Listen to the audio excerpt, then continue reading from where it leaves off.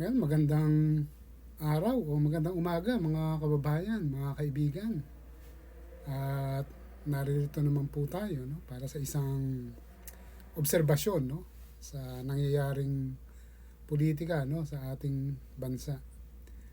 Well, syempre, lahat naman tayo involved dyan no, kasi kung sino yung mga taong pipiliin natin, sila yung magmamaniobra no, sa pagpapatakbo ng ating gobyerno. Local man yan o national. Okay? So, may naririnig ako, no? Ewan ko kung totoo. Mukhang nagkakaroon ng disunity na naman, no?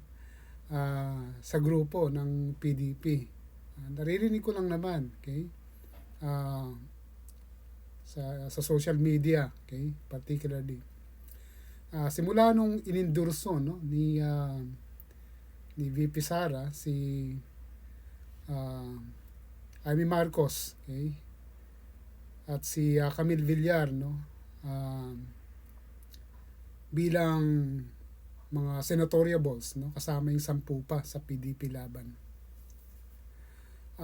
Parang may ilang mga senatoriables no na hindi pabor no sa ginawa ni VP Sara na pag-endorso, especially no kay Amy Marcos. Okay.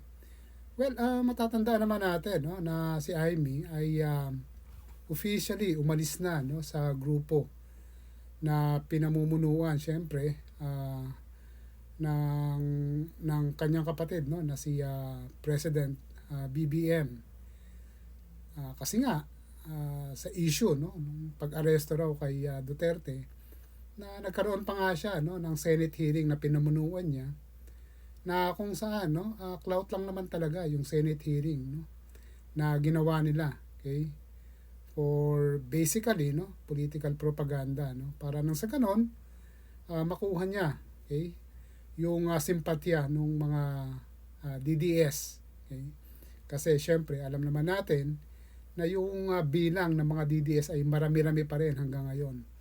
So unfortunately hindi naman nagustuhan yon no ng side nung kapatid niya, kaya nga ramdam niya na no yung para siyang inaapoyan no, doon sa kanilang grupo. And so officially umalis siya doon sa grupo nila and siya ay inendorso naman ni Sara Duterte. At makikita naman natin sa mga ad niya nakaitim pa siya. At this move of Amy Marcos and being endorsed no by Sara Duterte actually creates something like a political breakdown no sa kanilang grupo. Well, naririnig lang naman natin. Pero kung magkaganon man, siguro may punto naman no yung mga senatoriables or people who disagree doon sa decision that was made no by Sara Duterte. And of course, base sa mga survey na latest no, yung mga senatoriables na kung saan ay iboboto no ng mga tao, medyo malayo na no si Amy Marcos doon. Well, anyway, sa lahat ng ito no at sa mga desisyon na ating gagawin sa pagboto, sa pagpili ng mga kandidato, lalong-lalo na sa national election o national post, no? Talagang whether we like it or not, no? Maapektuhan tayo niyan bilang mga botante kung sino yung mauupo, no? Sa mga posisyon na yan. Kaya ang sa akin lang, no? Maging mapagmatsyag tayo, maging matalino sa pagpili, no? Kung sino ba talaga yung ating iboboto. Well, nasa sa inyo naman yan. Okay? Syempre, dapat ang isipin natin yung national interest ng mga kandidato at hindi yung personal interest, no?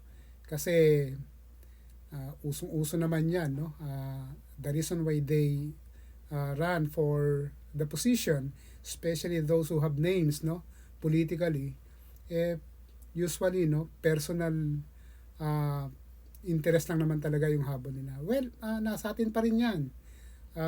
Pero sana maging mapagmatsyag tayo sa mga ganitong pangyayari. Salamat po.